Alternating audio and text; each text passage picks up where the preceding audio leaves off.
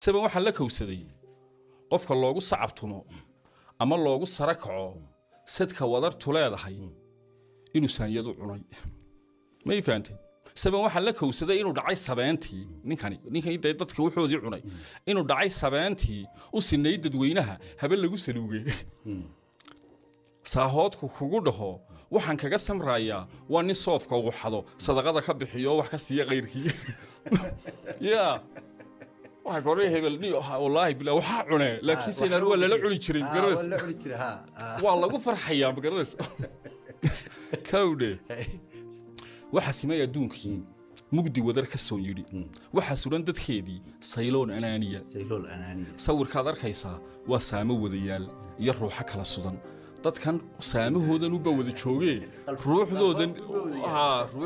dadkan ma wada joogto ma garas kolka qof waliba waa kelidii kolka ana tayada soohane aduu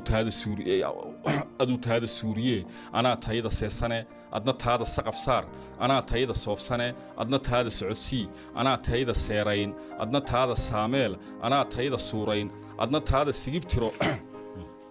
ana tayada soogiye adna taada sinu dhigo ana tayada soocane adna taada saacgee ana tayada solaye aduu taada saakumi balanseega tayde aduu taada uun sugo haddaan tayada sayriyo aduu taada haysiin aniga salaanli buuraha saloolan haddaan siibtahay qaban sawdkaad maqlaysaa sida taasi weeyaan